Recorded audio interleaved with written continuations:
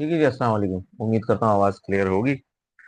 अच्छा जी, ये पहली वीडियो है हमारे इंट्रोडक्शन सॉफ्टवेयर इंजीनियरिंग या सॉफ्टवेयर इंजीनियरिंग के नाम से जो भी कोर्स आपको ऑफर हुआ है। ठीक है जी। अच्छा, ये थियोरेटिकल ज़्यादा होगी। मैं कोशिश करूँगा अगर कहीं ज़रूरत हुई मुझे तो मैं बुलेट पॉइंट में वो चीज़ लिख दूँ। ठीक है जी। कोर्स आउटलाइन भी आपके साथ शेयर हो जाएगी और जो लेक्चर्स स्लाइड्स हम डिस्कस करते चले जाएंगे तो ये मैं अपलोड करता चले आऊँगा। अच्छा, इसमें दो सेशन होंगे और मैं आपको खैर दिखाता रहता हूँ साथ साथ। ये हमारी पहली स्लाइड है। जी जी जी। अच्छा, ये स्लाइड इसलिए मैंने सेलेक्ट की है कि ये हमारे सीनियर टीचर हैं, अभी भी हैं, लेकिन इस वक्त वो दूसरी स्ट्रीम में इकरा में है। और ये स्लाइड उनकी तैयार करते हैं। ये स्लाइड्स काफ़ी जामे हैं, काफ़ी कंपोजिट हैं। और अगर हम इन 35 स्लाइड्स को डिस्कस कर लें अपने 3 लेक्चर्स के अंदर तो ये फेयर इनफ होगा। डिटेल में कोशिश करते हैं। ठीक है जी। अच्छा, ये कोर्स आपका किसी भी टाइटल से होता है, सॉफ्टवेयर इंजीनियरिंग के टाइटल से होता है, introduction to software engineering title से हो सकता है। और लागर जब हम किसी से कोई चीज़ लेते हैं या किसी कोई चीज़ बोरो करते हैं या किसी का काम हम इस्तेमाल करते हैं तो उसमें कोशिश ये करते हैं कि फिर हम उसको क्रेडिट भी दें। ठीक है जी। तो हमारा लेक्चर नंबर 1 है। देखते हैं कहाँ तक जा सकती हैं स्लाइड्स। ये लेक्चर नंबर 1 नहीं है, बेसिकली स्लाइड नंबर 1 है या पीपीटी नंबर 1 है। और ये देखें, मैंने तो सरसद रहमान को क्रेडिट दिया है कि आज नहीं कल कभी हो या ना हो, मेरे अखलाकी तरीका यही होना चाहिए कि मैं बताऊं। अच्छा, ये सब चीज़ें हमारे सॉफ्टवेयर इंजीनियरिंग का पार्ट भी है।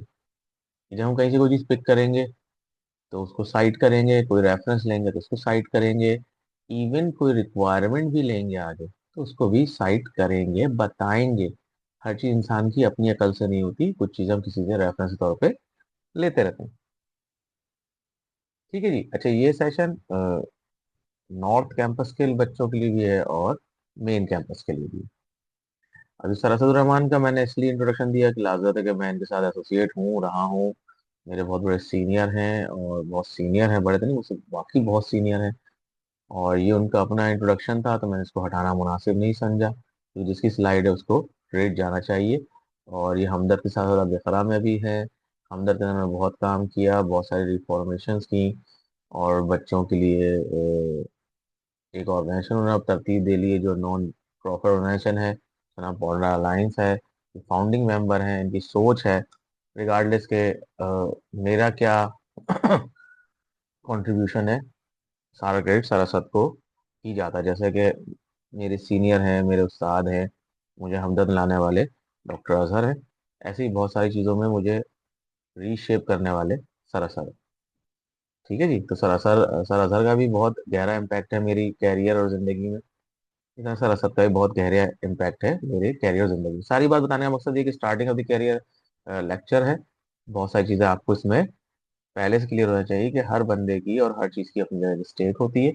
और आपने उसको बताना होता है कि हाँ भाई, ये काम मैंने खुद नहीं किया, किसी की हेल्प से किया। खैर, वही तरतीब है, इसमें पहले से लिखी हुई थी कि दो, एटलीस्ट 2 क्विजेज 3 क्विजेज होंगे as per your credit hours, as per your ऑर्गेना काउंसल। ठीक है जी। 10 नंबर के क्विज हैं, 10 नंबर का असाइनमेंट है, 30 का मिड टर्म, 50 का फाइनल है। अच्छा, इसमें चीज़ें चेंज हो सकती हैं। पास्ट प्रैक्टिस ये थी कि 10 क्विज 10 असाइनमेंट, एक 1 आवर टेस्ट या 1 आवर टास्क, 20 का मिड टर्म और 50 का फाइनल एग्जाम। ये एमसीक्यूज बेस्ड हो सकता है, इसमें कोई मसला नहीं है कि ये पे सब्जेक्ट आपका एमसीक्यूज बेस्ड नहीं हो सकता। ठीक है जी। अब बात ये आई कि हम ये क्यों पढ़ रहे हैं, इसकी ज़रूरत क्या है। अच्छा, अब हमारे पास अभी चूंकि स्टार्टिंग है तो बजाय हम बुक की तरफ जाएं, हम पहले इस चीज़ को समझ लें कि सॉफ्टवेयर इंजीनियरिंग बेसिकली है क्या। बेसिकली है क्या। ठीक है जी। इसकी क्या ज़रूरत पेश आती है और इसका क्या इम्पैक्ट है सॉफ्टवेयर इंडस्ट्री में। इसकी तरफ जब कोई बच्चा सॉफ्टवेयर इंजीनियरिंग पढ़ के आता है या सॉफ्टवेयर इंजीनियरिंग करके आता है तो उससे क्या एक्सपेक्टेशंस होती हैं, उसके पास क्या स्किल्स होनी चाहिए, क्या चीज़ उसके पास क्लियर होनी चाहिए, क्या अंडरस्टैंडिंग होनी चाहिए उसके पास। अगर आपको पता हो तो प्रोग्रामर तो उसको कहते हैं जो कोई हार्डवेयर चलाता हो। ठीक है जी। अब प्रोग्रामिंग से क्या मुराद है, जैसे कि अगर हम एग्जांपल दें तो एक हार्ड कोर और एनालॉग इलेक्ट्रॉनिक्स के अंदर एक फैन का डिमर भी एक प्रोग्रामिंग डिवाइस है। आप उससे उसकी स्पीड अपने हिसाब से प्रोग्राम करते हैं। ठीक है जी। अब आपके पास इन्वर्टर फैन है, एसी डीसी फैन है, तो उसमें भी आप उसको अवेलेबल ऑप्शंस में अपने हिसाब से तरतीब देते हैं, अपने हाथ चलाते हैं, तो आप उसको प्रोग्राम कर रहे होते हैं कि भाई अब इतनी स्पीड नहीं चाहिए, इतनी देर के लिए चाहिए, पावर सेविंग मोड चाहिए, एक्स वाई जेड। तो किसी भी हार्डवेयर को रन करवाने में मदद देने वाला या उसमें फैसिलिटी देने वाले को आप प्रोग्रामर कहते हैं। अब अगर हम कंप्यूटर की बात करें, कंप्यूटर प्रोग्रामर्स की बात करें, तो वेबसाइट डेवलपर है। ठीक है जी। वेबसाइट डेवलप करते हैं। कुछ ऐसे लोग होंगे जो कि सॉफ्टवेयर डेवलप करते होंगे, जैसे कि वर्चुअल मशीन मैनेजर हो गए, कोई डिवाइस ड्राइवर लिखते होंगे, कोई आईओटी बेस या एम्बेडेड सिस्टम के हार्डवेयर की कोडिंग करते होंगे। ठीक है जी। अब वेबसाइट डेवलपमेंट क्या है? जैसे कि मीजान बैंक का सर ने इसमें एग्जाम्पल लिखी है। आप कोई वेबसाइट आप बनाना चाहें, तो आपका वर्डप्रेस के अगर स्किल्स हैं तो आपको 4 साल की डिग्री जरूरी नहीं है।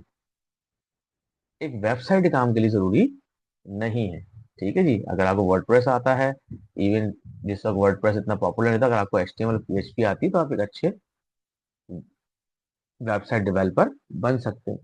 ठीक है जी। आप उसके लिए क्या जरूरी है कि आप 2-4 ट्यूटोरियल्स लें, W3 स्कूल है और बहुत सारे ट्यूटोरियल्स हैं, आप उसे पढ़ के अपना आराम से एक नॉर्मल सी वेबसाइट, इवन इंटरेक्टिव वेबसाइट्स बना सकते हैं। ठीक है जी। सर ने मीजान बैंक की वेबसाइट की एग्जांपल लिखी। ये कोई बहुत आसान एग्जांपल नहीं है, लेकिन एक जनरल एग्जांपल है। अगर आप कहीं जाते हैं, हमदर्द यूनिवर्सिटी की वेबसाइट अगर आपने बनानी है या किसी यूनिवर्सिटी की वेबसाइट बनानी है, तो आप आराम से बना सकते हैं। टैबलेट्स अवेलेबल हैं। थोड़ी सी स्किल्स देनी है, 2-4 दफा लोगों की सजेशंस लेंगे, लोगों को दिखाएंगे, वो अपनी इनपुट देंगे, सजेशंस देंगे, फीडबैक देंगे, आप उससे अपना काम को इम्प्रूव कर सकते हैं। ठीक है जी। इस तरह से प्रोग्रामर क्या है, जैसे मैंने पहले कहा कि जैसे आपका कोई हार्डवेयर है, उसका ड्राइवर इंस्टॉल करते हैं, वाईफाई कार्ड वगैरह लगाते हैं। ठीक है जी। अब तो बहुत सारी चीजें 11 के अंदर डिफॉल्ट हो गई हैं। ठीक है जी। अब उसका ड्राइवर जिसने लिखना है वो भी तो प्रोग्रामर है। आर्डिनो बेस्ड कोई प्लेटफॉर्म है, कोई और एम्बेडेड सिस्टम है, तो उसका भी तो ड्राइवर लिखना है ना। उसका प्रोग्राम लिखना है, इनपुट्स लेनी है, सेंसर को कनेक्ट करना है, डिस्प्ले पे आउटपुट देनी है, डिसीजंस लेनी है, डिवाइसेस को ऑन एंड ऑफ करने के सिग्नल भेजने, एक्स वाई जेड। तो क्या है, ये भी एक प्रोग्रामर है। एक वो प्रोग्रामर जो वेबसाइट डेवलप करता है, ये प्रोग्रामर जो हार्डवेयर के लिए कोड लिखता है। अब क्या दोनों प्रोग्रामर एक हो सकते हैं? नहीं हो सकते। दोनों प्रोग्रामर्स को जो टास्क दिया जाएगा वही जैसा होगा? नहीं होगा। दोनों प्रोग्रामर्स जिस कस्टमर के लिए काम करेंगे, क्या वो कस्टमर की रिक्वायरमेंट एक जैसी होंगी? नहीं। जहां पे ये रन होंगी, क्या वो इन्वायरमेंट एक जैसा होगा? नहीं। दोनों के साथ जो यूजर इंटरेक्शन होगा, यूजर एक्सपीरियंस होगा, वो एक जैसा होगा? नहीं होगा। ठीक है जी। तो जिस तरह से प्रोग्रामर और डिवाइसेस अलग अलग है, ऐसे ही आपके ऑडियंस, आपकी टारगेट मार्केट दोनों अलग अलग है। ठीक है जी। अब मिसाल के तौर पे, अब आप आ जाए, जैसे एक वेबसाइट बनाई, एक हार्डवेयर बेस्ड कोई चीज बनाई, हार्डवेयर बेस्ड प्रोग्रामिंग की, ऑर्डिनो पे कोडिंग की। लास्टली एक एग्जांपल है, जैसे बिजनेस डेवलपमेंट एप्लीकेशन या बिजनेस एप्लीकेशन, जैसे कि मिसाल के तौर पे आपका ईआरपी हो गए, सीआरएम हो गए। अब ये क्या है? ये जिस तरफ जाएंगे या जो लोग इसे यूज करेंगे, उनकी एक्सपेक्टेशन, उनकी रिक्वायरमेंट्स, उनकी प्रॉब्लम्स, उनके इश्यूज, उनकी अपडेट्स वो अलग होंगी। एक हार्डवेयर की अलग होंगी, एक नॉर्मल सिंपल सी वेबसाइट या वेबसाइट्स की रिक्वायरमेंट अलग होगी। जैसे विकीपीडिया, और जो विकीपीडिया को मेंटेन करते होंगे, उनके पास, हाँ, इंफॉर्मेशन का रेलेवेंट होना, इंफॉर्मेशन का सोर्स होना, फिर जो इंफॉर्मेशन डाल रहे हैं उसको नीचे साइट करना, ये जरूरी है। ठीक है जी। लेकिन जो लोग आईओटी बेस हो गए, हार्डवेयर बेस हो गए, उनकी प्रोप्राइटरी डेवलपमेंट्स हैं, उसको जरूरी नहीं वो एक्सपोज करें, उसको ओपन सोर्स करें, वो लोग यूजर के हिसाब से बना देंगे। फिर कोई पैच अपडेट फिक्सेस आएंगे, तो वक्त के साथ साथ होता रहेगा। इस वजह से जब आप सीआरएम्स हो गए, ईआरपीस हो गए, जब आप उसे डेवलप करते हैं या कहीं डिप्लॉय करते हैं, तो जिस ऑर्गेनाइजेशन में जिन जिन मॉड्यूल्स को जिस जिस लेवल पे जिसको भी डेवलप करते हैं, वहाँ की रिक्वायरमेंट्स अलग अलग होती है। ठीक है ना। इवन अगर कोई सोशल मीडिया की वेबसाइट बन रही है तो उसकी रिक्वायरमेंट विकीमीडिया विकीपीडिया से अलग होंगी। ठीक है जी। अगर आप एक यूनिवर्सिटी की वेबसाइट बना रहे हैं तो उसकी रिक्वायरमेंट्स, उसकी एक्सपेक्टेशंस, उसके इश्यूज अलग होंगे। इसी तरह से अगर आप एक ईआरपी लिख रहे हैं और एक यूनिवर्सिटी मैनेजमेंट सिस्टम बना रहे हैं या डिप्लॉय कर रहे हैं या कोई मॉड्यूल ऐड कर रहे हैं तो दोनों के अंदर डाटा, डाटा टाइप, डाटा की स्ट्रक्चरिंग, डाटा की रिक्वायरमेंट, स्टेक होल्डर्स की रिक्वायरमेंट, यूजर यूज केसेस, सबके अलग अलग होंगे। ठीक है जी। अब बैंकिंग एप्लीकेशन है, एक वेबसाइट आपने बना दी, लेकिन जब आप दराज है मिसाल के तौर पर, दराज के ऊपर आप चलाते हैं, दैट्स वेरी गुड। एक प्लेटफॉर्म है, एक टेम्पलेट है, उसके जरिए आप मुख्तलिफ ई शॉप्स बनाते रहे। जिसने पहले बनाया था अब उसके दूसरे वेरिएंट्स और लोग भी बना रहे हैं दराज जैसे। ठीक है जी। लेकिन वहां पे काम कब शुरू होता है? जब रियल टाइम डाटा दिखाना है कि कितनी चीज बिक गई है, कितनी चीज इन स्टॉक है, इन स्टॉक है या नहीं है, आउट स्टॉक है, आउट स्टॉक होने के बावजूद उसको डिस्प्ले कराना है नहीं कराना, डेटाबेस में और क्या क्या डिटेल डालनी, डेटाबेस कौन सा है, कौन सा रिडंडेंट टाइप डेटाबेस हमारे लिए सही रहेगा, कहाँ पे होस्टिंग करानी है। ठीक है जी। एक दराज की ऐप है और एक आपका यूएमएस है। दोनों की रिक्वायरमेंट्स अलग अलग है, दोनों के डेवलपमेंट मेथोलॉजी अलग अलग होगी। एक सॉफ्टवेयर बनाने के लिए आपको क्या चाहिए? सवाल है ना। आपको एक सॉफ्टवेयर बनाना है तो आपको लाजम पता होना चाहिए कि मैं क्या बना रहा हूँ, क्यों बना रहा हूँ, किधर बना रहा हूँ, किसके लिए बना रहा हूँ, कहाँ डिप्लॉय होगा, उसकी अपडेट्स कैसी होंगी, कितने दिन कितने अर्से की मेंटेनेंस होगी, कितने लॉन्ग रन का आपका प्रोजेक्ट है। ठीक है जी। उसमें कितनी चेंजेस आ सकती हैं, आप जहां बना रहे हैं उसमें और जहां डिप्लॉय होगा उसमें क्या फर्क है।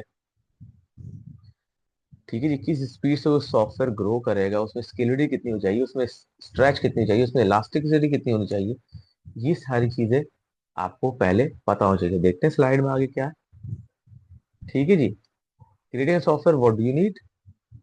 Specialise requirement engineer. अच्छा, ये रिक्वायरमेंट जो इंजीनियर है ये है असल में काम आपका सॉफ्टवेयर इंजीनियर का। ये काम है असल जो रिक्वायरमेंट की एनालिसिस भी करे, दोनों पार्टीज, डेवलपर और एक लेमैन या जो उसका ओनर है। प्रोडक्ट ओनर तो नहीं कह सकते उसे, लेकिन जिसका जिसकी तरफ से बिजनेस आ रहा है उसकी क्या रिक्वायरमेंट है। डिजाइनर आर्किटेक्ट कि भाई कौन सा टूल किधर लगेगा, कौन सा डेटाबेस लगेगा, कहाँ होस्ट होगा, किधर से होस्ट करना बेहतर रहेगा, कौन सा डेटाबेस साथ कौन सा प्लेटफॉर्म सही कनेक्ट होगा, अगर आप रिमोट होस्टिंग कर रहे हैं तो क्या होगा, ऑन प्रेमिसेस कर रहे हैं तो क्या होगा, क्लाउड होस्टिंग कर रहे हैं तो क्या क्या जरूरतें पेश आएंगी, ये सारी चीजें कौन बताएगा? आपका डिजाइनर या आर्किटेक्ट। यार ये चीजें ऐसे कैसे करोगे तो ये बेहतर होगा। एक आर्किटेक्ट घर बनाता है तो बताता है यार देखिए अगर आप ये चीजें ऐसे से कनेक्ट कर लेंगे, ये ऐसे लगाएंगे तो ये कम बजट में और आपकी स्पेस बेहतर यूटिलाइज हो जाएगी। अगर आपकी ऑर्गेनाइजेशन एंड आर्किटेक्चर अच्छी ना हो तो आपकी जगह भी वेस्ट होती है, उस पर कॉस्ट ज्यादा आती है और वो आपके लिए इतनी फीजिबल और इजी टू यूज नहीं होती। लेकिन आप उसे डिजाइन सही करवा लें, उसकी आर्किटेक्चर प्रॉपर तरीके से उसकी इंजीनियरिंग करवा लें, जो आर्किटेक्ट करने वाला है उसका अच्छी थ्योरी हो और एक अच्छा एक्सपीरियंस हो तो वो कम से कम स्पेस को ज्यादा से ज्यादा यूटिलाइज कर सकता है। अगर आप चाइनीज को देखें तो उनकी जो चूंकि आबादी ज्यादा है, अपार्टमेंट साइज छोटा था, तो देखें उन्होंने इंजीनियरिंग का मतलब ही क्या है? प्रॉब्लम को सॉल्व करना।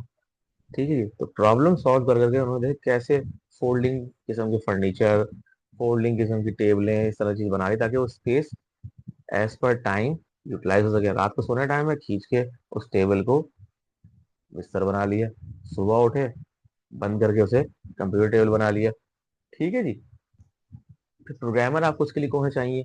जैसा आर्किटेक्चर बनाएंगे आप उस लिहाज से आपको कौन कौन से डेवलपर्स और प्रोग्रामर्स चाहिए। फिर लाते जब आप एक प्रोजेक्ट करते हैं तो फिर आपको क्या चाहिए? साथ में उसकी टेस्टिंग भी चाहिए। ठीक है जी।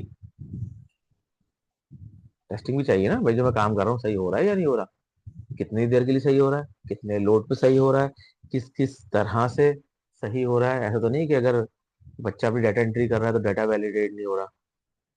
ठीक है जी। जैसे अक्सर आप लोग फेस करते हैं, हम देखते भी बार दफा हमारे ही पोर्टल के 500 एरर आता है, चूंकि वो डाटा वैलिडेशन नहीं है तो डिफॉल्ट एरर आ जाता है कि भाई वो प्रोसेस नहीं करता फर्दर। तो ये चीजें आती हैं, अगर ये सही इंजीनियर हुई हुई हो तो ये चीज आपके सामने ना है। फिर उसको मैनेज करना। अब लाद एक बात कहना आसान है कि ऊपर के 4 बुलेट्स हैं, लेकिन इस पूरे को अगर आप एज अ प्रोजेक्ट लें, एक एज अ टास्क लें, तो बेसिकली है तो ये प्रोजेक्ट, क्योंकि लाते कभी ये शुरू होगा कभी खत्म भी होगा। ठीक है जी, इसकी डेडलाइन है, इसका इस काम का ताल्लुक आपकी ऑर्गेनाइजेशन के स्कोप से नहीं है, तो इसे हम प्रोग्राम भी नहीं कह सकते, ये है प्रोजेक्ट। ठीक है जी, एक स्टार्टिंग टाइम है, एक एंड टाइम है, तो कहीं आपकी इसकी मेंटेनेंस होगी, सर्विस होगी, उसके बाद ये एंड ऑफ लाइफ की तरफ चला जाएगा। तब इसको मैनेज करना है, हर साइकिल में हर फेज में इसको मैनेज करना है। ठीक है जी, लगातार हर process, software development life cycle, जो बात मैंने आपसे की मैनेजमेंट की, के बाद एसडीएलसी कब तक डेवलप होगा, ठीक है, कब तक डेवलप होता रहेगा, ठीक है, हम इसकी सपोर्ट कब तक देते रहेंगे। ठीक है जी, फिर आपको अगर आपका कहीं प्लेटफॉर्म शिफ्ट होता है, कहीं आपकी टेक्नोलॉजी शिफ्ट होती है, तो आपको क्या क्या चीज़ें चाहिए होंगी, वर्जन अपग्रेड हो जाते हैं बाद डेवलपमेंट टूल के या डिप्लॉयमेंट प्लेटफॉर्म्स के, तो डाटा माइग्रेट करने में आपको क्या क्या परेशानियां आ सकती हैं, कब कब आप माइग्रेट करेंगे, कोई इमरजेंसी या अर्जेंट पैचेस आ जाते हैं due to cyber security, 0 day attack आते हैं ना, तो नई वनरेबिलिटी निकल आती है, तो आपको वो पैचेस करने के लिए क्या क्या चीज़ होगी, जो जो चीज़ आप फोर्स ही कर सकते हैं, जो चीज़ नहीं कर सकते बिल्कुल कोई नई चीज़ है वो तो अपनी जगह। लेकिन एक ट्रेंड है ना कि भाई हाँ भाई मैंने होस्टिंग करनी है तो कहाँ करनी है, मैंने डेवलपमेंट करनी है तो इस पे करनी है, नोन इश्यूज क्या हैं उसको कैसे हैंडल करेंगे आप, कितने साइकिल के बाद आपके ऑपरेटिंग सिस्टम में बड़े मेजर पैचेस आते हैं। अगर आप विंडोज बेस हैं तो उसका अपना मसला है, अगर आप कोई लिनक्स बेस्ड डिस्ट्रीब्यूशन चल रहा है तो उसके अपने इश्यूज हैं, उनके अपने वर्जन हैं, इन चीजों को आपने देख के फिर ये चीज डिप्लॉय करने। फिलहाल के तौर पर लिखा हुआ Azeem you are doing your FYP, what would you need. अब आपके FYP के ही एटलीस्ट 3 स्टेजेस तो होते हैं, मेजर स्टेजेस। पहला, उसको प्रपोज करना, अगर वो सक्सेसफुल हो जाता है तो उसी प्रपोजल के अंदर आप 2 माइलस्टोन सेट करते हैं मेजर, कि मैं FYP 1 तक, चूंकि वो ग्रेड होना है, मैं इतना काम करके दिखाऊंगा, और FYP 2 में ये फाइनल प्रोडक्ट मैं आपको दिखाऊंगा with these documents and whatsoever CDs VDs जो भी है, चलता हुआ हार्डवेयर है तो वो भी। ठीक है जी, अब आपको उसे मैनेज करना है, आपने टाइमलाइन डिसाइड कर ली कि हाँ 1 साल के अरसे में मैं 2 दफा आपके सामने आऊंगा अपना कारकर्दगी दिखाने के लिए, जो मैंने कहा है वो करके दिखाऊंगा। ठीक है जी, और पर वीक पर 2 वीक्स मेरी ये टाइमलाइन है, ताकि मैं हर वो जो माइनर माइनर स्टेप्स हैं या वो उनको आप माइलस्टोन्स कह लें, वो अचीव करते जाऊंगा, तो मैं अज्यूम कर सकता हूँ कि मेरा project with in time complete हो जाएगा। अब लाते इसमें मार्जिन रखना पड़ता है, ह्यूमन रिसोर्सेज हैं, अनफोर्सीन सर्कमस्टांसेस हैं, खुदा ना खासा कोई बिजली का बड़ा फेलियर होता है, आपके हार्डवेयर का कोई इंसिडेंट हो जाता है, इवन आपकी हेल्थ का कोई इशू हो जाता है, तो आपने उसको कैसे मैनेज करना हो, तो आपके पास इतनी फ्लेक्सिबिलिटी उसमें होनी चाहिए कि डेडलाइंस और टारगेट मीट होते रहें। अगर एक डेट अनाउंस होती है कि FYP 1 6 महीने बाद है, ठीक है, तो आप एस्टीमेट बना ले कि हाँ भाई 6 महीने बाद मैं इस स्टेज पे तैयार हूँ, मैं प्रेजेंट कर सकूँ, फिर वो प्रेजेंटेशन कभी भी कॉल कर सकते डिपार्टमेंट। लेकिन आपका जो स्केल है, आपका जो टाइम लाइन है, वो आपके कंट्रोल में जितनी हो सके होनी चाहिए। प्लानिंग एंड मैनेजमेंट इसी का ही पार्ट है, कि हाँ भाई मैंने पहले प्रपोज किया तो मैंने ये चीजें सोची कि यार मैं प्रोजेक्ट बनाऊंगा, उसमें ये टूल्स चाहिए होंगे, ये चीजें मैं सीखूंगा फिर काम स्टार्ट करूंगा।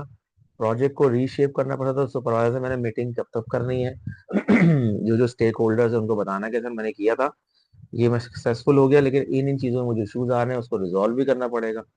ठीक है, नई चीज सीखनी पड़ सकती है, बिल्कुल वापस आके नए से स्टार्ट भी करना पड़ सकता है। ठीक है, तो ये बहुत सारी चीजें, ये आपको प्लानिंग और फिर उसका मैनेज करना। मैनेज का मतलब है कि आपने रिजल्ट्स निकालने टाइम। मैनेज का मतलब ये नहीं कि अपने ग्रुप मेंबर्स को आपने बताना कि मैं टीम लीडर हूँ, तुम ऐसा कर लो, तुम्हें नहीं, you must be the part of that project. आपने खाली हुक्म नहीं चलाना, आपने करके भी देना है, आपने उस टीम का हिस्सा रहना है। जो उमन ग्रुप लीड्स होते हैं या कुछ ऐसे होते हैं स्लीपिंग पार्टनर्स होते हैं, उनका काम होता है सिर्फ मौजूद होता है, उनका कोई फायदा नहीं। ठीक है, बड़ी टीम्स में ऐसे लोगों की अहमियत बढ़ जाती है, अगर वो प्रॉपर लीड नहीं कर पा रहे जब भी प्रोजेक्ट फेल हो जाते हैं, स्लीपिंग पार्टनर्स बढ़ जाते हैं जब भी प्रोजेक्ट फेल हो जाते हैं, क्योंकि आपका जो लोड है, वर्किंग लोड, वो फिर उस टीम के जो वर्किंग मेंबर्स हैं उन पर ज्यादा आ जाता है। खैर, ये सब पार्ट ऑफ दी मैनेजमेंट है। एफर्ट एस्टिमेशन, अब ये बात मैंने चली, एक एस्टीमेट लगाना है कि ये काम मैंने कब करना है। जैसे आप FYP की प्लानिंग करते हैं, सिर्फ सॉफ्टवेयर की भी प्लानिंग होती है कि हमने प्रोजेक्ट कब बना के देना है, कितने अरसे बना के देना है, ठीक है जी, इसकी क्या क्या टाइमलाइंस है, इसके अंदर क्या क्या स्प्रिंट्स चलेंगे, कितने साइकिल्स चलेंगे, रिक्वायरमेंट कहाँ कहाँ आनी है, कहाँ वैलिडेट करानी है। अच्छा, बहुत सारी चीजें मॉडल्स के हिसाब से भी चेंज होती हैं। एक दफा रिक्वायरमेंट ले ली और आप आगे बढ़ते रहेंगे उससे काम करते हुए, डिलीवर किया, अल्लाह हाफिज।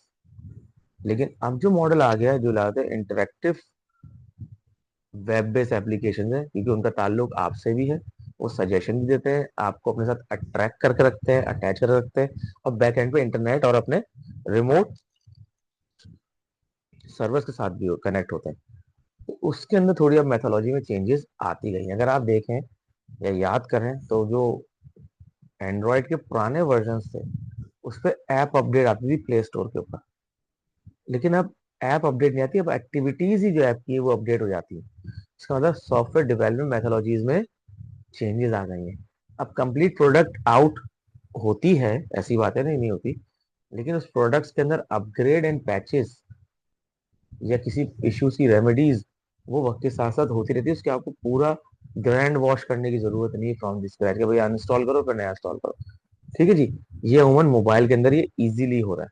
और जो हमारी बड़ी एप्लीकेशन है, जैसे कि वर्चुअल मशीन मैनेजमेंट है, डेटाबेस मैनेजमेंट है, इसके अंदर आपको पूरा वियर एंड टेयर का साइकिल चलाना पड़ता है, पहला पूरा खत्म करें फिर अगले में जाए, डाटा माइग्रेशन, इस तरह की बड़ी बड़ी चीजें। लेकिन एक पाम टॉप हैंडल डिवाइसेस के अंदर, जिसमें एप्लीकेशन का साइज इतना बड़ा नहीं होता, वहां पे ये चीजें अब आप डेवलपमेंट ऑपरेशंस के अंदर चलते रहते हैं। ठीक है जी, प्रोजेक्ट का साइज कितना है, उसका स्कोप क्या है, उसकी रिसोर्सेज क्या होंगी, कौन कौन लोग मेरे टीम में होंगे, मुझे कब कब डिलीवर करना है, क्या क्या चीजें कब दिखानी है। ठीक है जी, साथ में इन्हीं के साथ ड्यूरेशन, साइज, कॉस्ट, ये सब चीजें आपको मैनेज करनी है। ये सारी चीजें आपकी प्लानिंग और मैनेजमेंट का पार्ट है, जिसमें आपकी कॉस्ट और एफर्ट एस्टिमेशन होती है। एस्टिमेशन का मतलब ये नहीं है कि एग्जैक्ट वो ही हो, कुछ मार्जिन और टॉलरेंस होती है, लेकिन आप अपनी तरफ से best possible, feasible and acceptable किस्म की चीजें एस्टीमेट करते हैं। अब लागत, अगर आप एफआई बनाने का होते हैं, हर आदमी 1 लाख रुपए बजट लिख रहा है, 2 लाख, तो भाई नहीं होता, सॉफ्टवेयर बेस पे नहीं होगा। लेकिन अगर है, अगर आपने प्रपोज किया कि हाँ भाई हमारा 70,000 80,000 खर्चा आएगा, हम इमेजिन कर रहे हैं ये हार्डवेयर लेंगे, होता हमें कोई सॉफ्टवेयर परचेज करना पड़ जाए, तो आज की तारीख में ये इतना है, 10% 20% फ्लक्चुएशन हो जाती है, डॉलर रेट है बाद में जो चीज आप लेने जाते हैं वो नहीं मिलते, फिर दूसरी मॉडल लेना पड़ता है, उसकी वजह से चीजें वेरी हो जाती है। लेकिन आप एक एस्टिमेट देते हैं कि यार लगभग ये खर्चा आएगा, या ये रिसोर्सेज चाहिए होंगे, ये टाइम लगेगा, ठीक है, और ये कंस्ट्रेन मेरे साथ, या ये चीजों की मुझे रेमेडियल चाहिए होंगी। अच्छा जी, हमने इतनी सारी बात की अब आया था जरा सा जनरल ओवरव्यू लेते हैं कि what are the challenges in development of software। एक सॉफ्टवेयर बनाने में क्या क्या चैलेंज हो सकते हैं, that will be addressed by using engineering approach। अच्छा, इंजीनियरिंग से क्या मुराद है, मैं पहले भी कह चुका हूँ, इंजीनियरिंग का मतलब है प्रॉब्लम को सॉल्व करना, कुछ डेवलप करना नहीं है, डेवलप करना नहीं है। भाई व्हील तो इन्वेंट हो गया था, अब व्हील को एज पर रिक्वायरमेंट, उसमें स्पोक्स होने हैं, उसमें स्टेपनी होनी है, तो पूरा रबड़ का होना है, उसने एयरक्राफ्ट में लगना है, उसने फाइटर एयरक्राफ्ट में रखना है, उसने गाड़ी में लगना है, उसने बाइक में लगना है, उसने बाईसाइकिल में लगना है, कहाँ लगना है, उसके लिहाज से उसको प्रॉपर बनाना, कैलकुलेट करना, कितना वजन है, कितना लोड है, कितना आरपीएम पे चलेगा, कौन सा व्हील कहाँ लगेगा, ये सारी चीजें इंजीनियरिंग के डोमेन में आ जाती है। मैंने एग्जांपल व्हील की इसलिए दी है, इसका ये मतलब नहीं है कि आपने कोई नई चीज बनानी है। इंजीनियरिंग का मतलब है प्रॉब्लम को सॉल्व करना उसमें आने वाले इश्यूज को एड्रेस करना। व्हाट इज द नीड और रिक्वायर्ड, सॉफ्टवेयर की जरूरत क्या है। अगर हम कहें हमने यूनिवर्सिटी ने अपना एक अच्छा यूएमएस बनाया है, तो यूएमएस को बनाने की जरूरत क्यों पेश है, उसके पीछे इश्यूज क्या थे। अगर आप 10 साल पहले चले जाएं, 2015 से हम डिजिटाइजेशन की तरफ आ गए और बहुत सारा डेटा हमदर्द का बहुत बेहतर अंदाज में आपको यहाँ दिख रहा है। अगर आपका वास्ता किसी और जगह पड़ेगा तो आप देखेंगे कि यार वाकई हमदर्द का जो ई प्लेटफॉर्म है, जो स्टूडेंट खोलता है अपना स्टूडेंट पोर्टल पे देखता है चीजों को, वो दूसरी यूनिवर्सिटी से काफी बेहतर है। ठीक है जी, उसके पीछे वजह है कि पीछे आज 2025 में 10 साल की तरफ जा रहे हैं प्रैक्टिस को, 2 से 3 दफा हम प्लेटफॉर्म शिफ्ट और नए यूएमएस को अपडेट करते हुए आगे बढ़े। जो इनिशियल वर्जन था वो बिल्कुल बहुत ही बेसिक सा था, फिर थोड़ा सा एडवांस आया, फिर और मजीद एडवांस आया, इसमें फीचर्स बढ़ गए, इसमें सिक्योरिटी इनहांस हो गई, बहुत सारी चीजें विजिबल हो गई, बहुत सारी चीजें कंट्रोल में आ गई। ठीक है जी। अच्छा जी, फिर एक वजह ये होती है कि आपने एक सॉफ्टवेयर ले लिया, बना दिया जिस वक्त दराज बनी होगी, दराज डॉट पी के, या अलीबाबा, या अभी टैमू का जो एक स्कैम और अच्छी चीजें, सबसे सब चीजें साथ चल रही हैं, जब ये बनाते हैं, जब कुछ और चीज होती है, जब उसे डिप्लॉय करते हैं, जब उसके इश्यूज कुछ और होते हैं। ठीक है जी।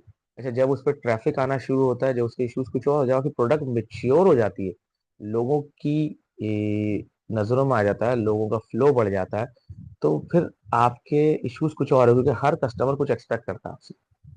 अब मैंने लिखा यहाँ पे एक वेबसाइट, ठीक है जी, और वो अपलोड होने में टाइम ले रही है, और आप 11:11 पे खड़े हुए, तो दराज के कस्टमर खुश नहीं होंगे। इसी तरह से नेटफ्लिक्स है। नेटफ्लिक्स क्यों कामयाब है, हालांकि अमेजोन भी है, लेकिन आप नेटफ्लिक्स क्यों देखते हैं?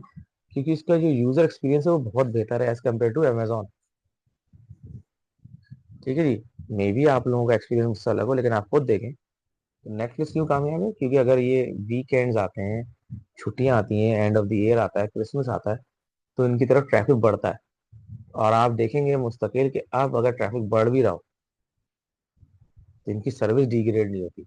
अगर डिग्रेड हो जाएंगी तो नेक्स्ट टाइम से लोग इसके तरफ नहीं जाएंगे। तो जिस वक्त नेटफ्लिक्स बना था उसके अपने प्रॉब्लम थे, जिस वक्त नेटफ्लिक्स चला उसके अपने प्रॉब्लम थे।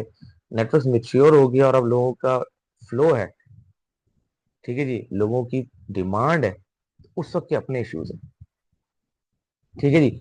तो क्या आप कब तक ये चीजों को हैंडल कर सकते हैं? इन चीजों को देखना पड़ता है, आपको टीम साइज, आपको बजटिंग, आपको रिसोर्सेज, उनकी डेडिकेशन, ये सब चीजें आपको वक्त के साथ साथ लेके चलानी पड़ती है। अच्छा, बड़े प्रोजेक्ट्स यूं नहीं, कहते हैं ना, unable to handle large software, why? उसकी रिक्वायरमेंट्स इतनी होती हैं, उसकी इश्यूज इतने होते हैं, उसमें पैटी इश्यूज भी होते हैं, बाद में उसमें बड़े मेजर इश्यूज भी होते हैं। तो आपको वैसी ही डेडिकेटेड टीम उस तरफ लगानी पड़ती है। जब कोई टीम लगेगी, कोई मेंबर लगेगा, ऑफिस की जगह ऑक्यूपाई करेगा, सिस्टम लेके बैठेगा, डेवलपर या मेंटेन करने वाली, सर्विस देने वाले लोग वहां किसी जगह जाएंगे ऑन प्रेम, तो सब चीजें आपके बजट में भी हैं, टाइम में भी। अब एक बंदा अगर एक तरफ लगा देंगे तो आपको नहीं हायरिंग, एचआर, फाइनेंस, हर चीज, ऑफिस की ओपनिंग, इंटरनेट अवेलेबिलिटी, सर्वर्स, पता नहीं क्या क्या चीजें आपको ज्यादा चाहिए होती है, जितना बड़ा काम है। तो ना हैंडल होने की बहुत सारी वजूहत है, फिर आप उसको किस तरह से इंजीनियर करते हैं, किस तरह से हैंडल करते हैं, ये अब आपके और जहां आप काम कर रहे हैं उनके अपनी लिमिट्स के साथ है। Why you are studying software engineering, अब समझ में आया? ठीक है जी, कि ये सारी चीजें आपका पार्ट है। आप सॉफ्टवेयर इंजीनियरिंग पढ़ रहे हैं या सॉफ्टवेयर इंजीनियरिंग का कोर्स पढ़ रहे हैं, but you are not studying software development. Major misconception क्या होती है कि लोग सॉफ्टवेयर इंजीनियरिंग को सॉफ्टवेयर डेवलपमेंट से ले बैठते हैं, ऐसा नहीं है। ठीक है जी। तो इस कोर्स के बाद एक तो सॉफ्टवेयर इंजीनियरिंग को कोशिश करेंगे समझ जाएं अगले आने वाले लेक्चर्स के अंदर। सेकेंडली, ये भी समझ जाए कि software engineering is not about software development only.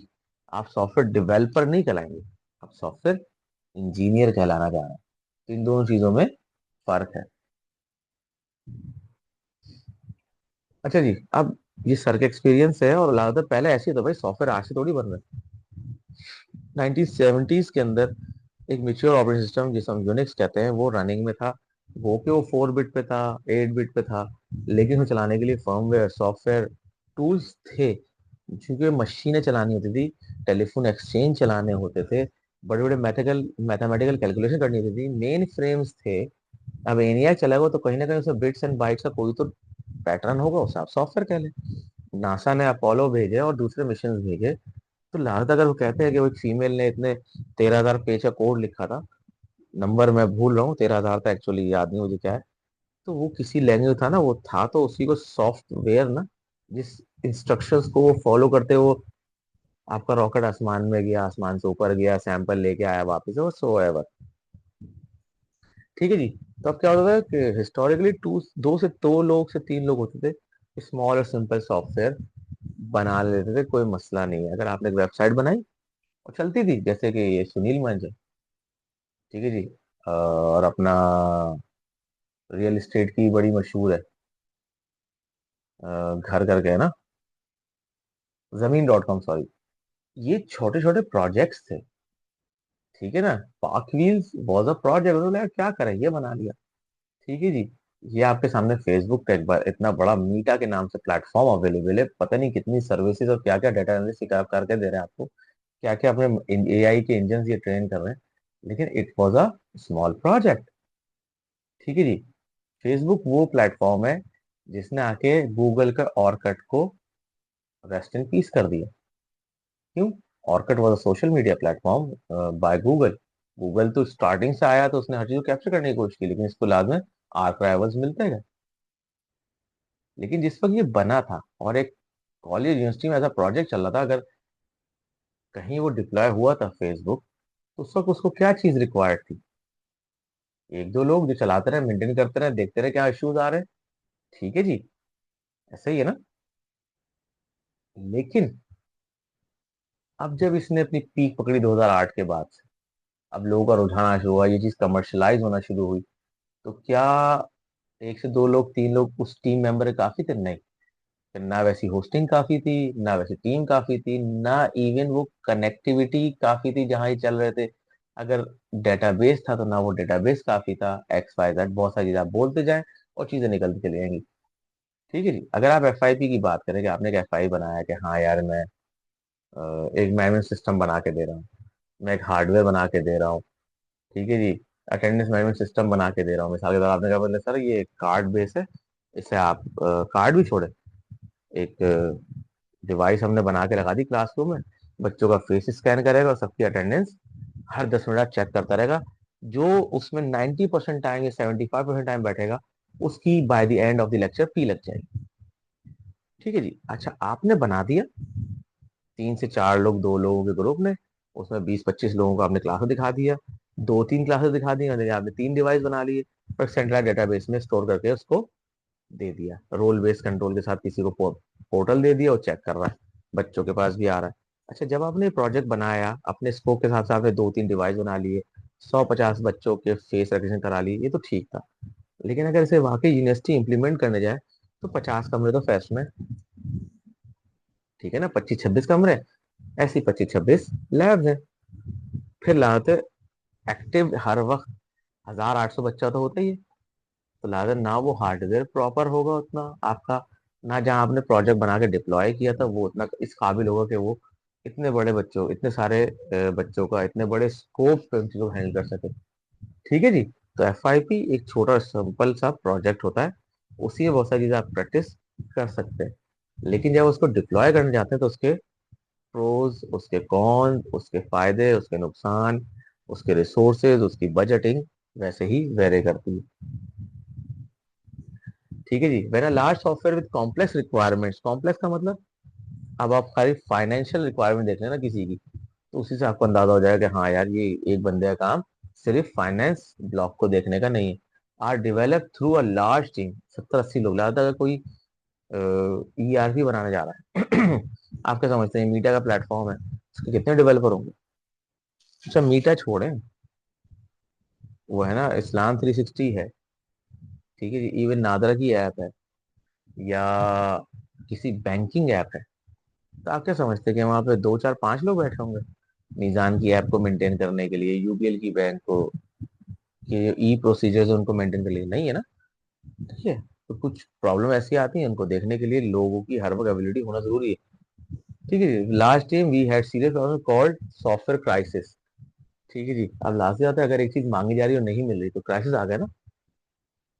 अगर टीम छोटी होगी, ओवरलोडेड होगी, अनमैनेज होगी, आपकी प्लानिंग सही नहीं होगी, तो बजाय आप क्लाइंट को सेटिस्फाई करने के, आप अपने ही इश्यूज के अंदर उलझे रहेंगे, अपने ही साइकिल्स के अंदर ही फंसे रहेंगे, बजाय कि आप डिलीवर कर सके। जबकि टीम का काम क्या होता है कि जो काम आया है उसे अपने पास से प्रोसेस करके उसको डिलीवर करे। लेकिन मैनेज सही नहीं होगी तो क्या होगा? अपने ही मुसीबत में आ जाएंगे आप।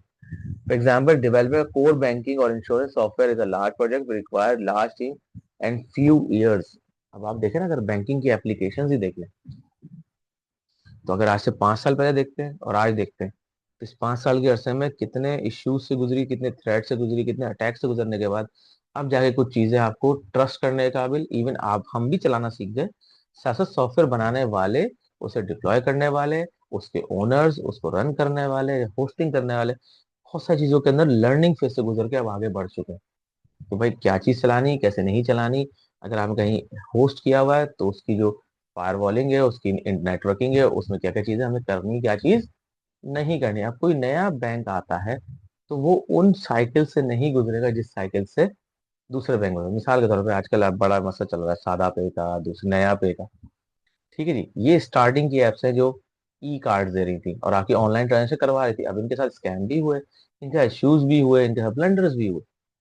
लेकिन अब अगर कोई नई टेक्नोलॉजी और नया प्लेटफॉर्म आता है फिनटेक का, जैसे कि फिंजा है, तो ये उन प्रोसेस से नहीं गुजरेगा, बल्कि पिछले एक्सपीरियंस के बाद दूसरे एक्सपीरियंस से अपने आप को जल्द से जल्द मिच्योर करेगा।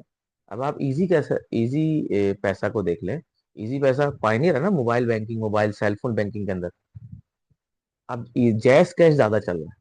जैस कैश के उसका फायदा है कि भाई जैस का प्लेटफॉर्म बड़ा था, उसके बाद फाइनेंस था, बहुत सारी चीजें एक्स वाई जेड। लेकिन जिन प्रॉब्लम्स को इनकाउंटर इजी पैसे ने किया, उन प्रॉब्लम्स को जैस कैश ने नहीं किया। वो एक उससे एक हाथ आगे रहा। हाँ, लेकिन उस लेवल पे आने के बाद अब इजी पैसा को जो इश्यूज आते होंगे, ऑब्वियसली जो माइक्रो लेवल के इस तरह के फिनटेक है, उनको वो इश्यूज इनकाउंटर नहीं होते होंगे। ठीक है जी।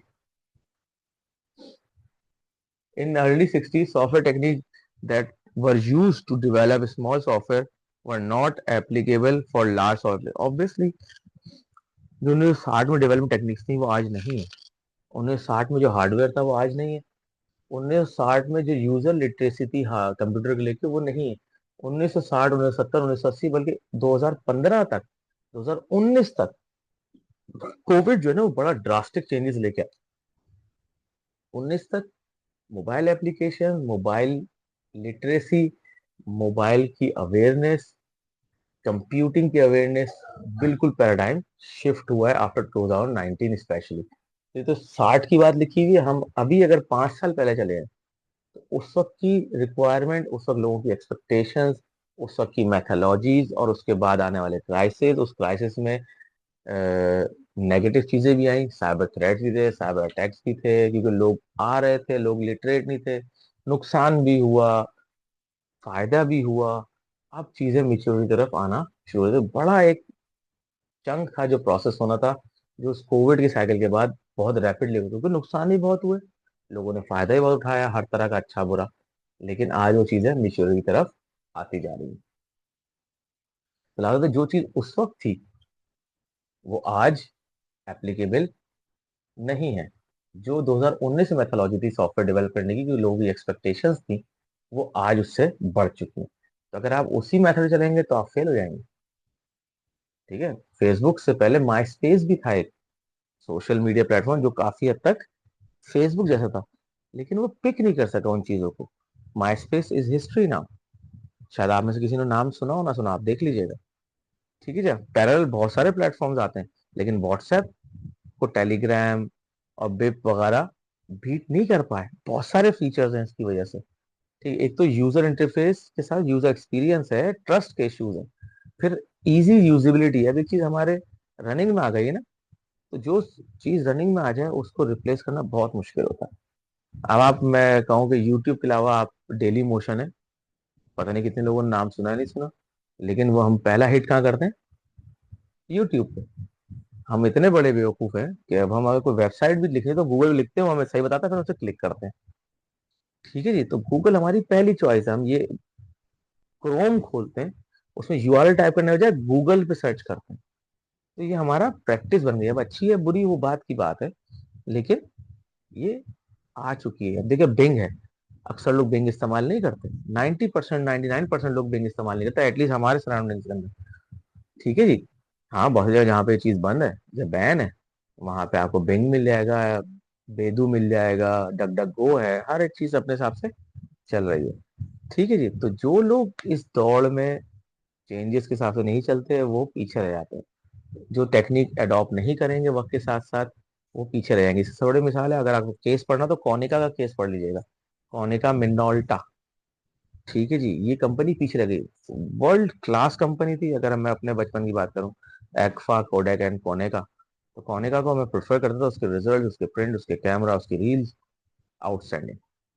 लेकिन चूंकि वो शायद इसमें थे कि हमसे अच्छा कोई बना नहीं सकता, और पेपर लेस की तरफ दुनिया जा रही थी, ठीक है जी, एमपैक प्लेटफॉर्म्स आ रहे थे, जेपैक प्लेटफॉर्म्स आ रहे थे, तो ऐसा था वो चीजें चूंकि ई की तरफ चली गई, नाउ दे आर हिस्ट्री, दो बैंक हो गए, बंद हो गए, ठीक है जी। In most of the cases, the software which was tried to be built using those old tools and techniques were neither either not complete or too late or over budgeted.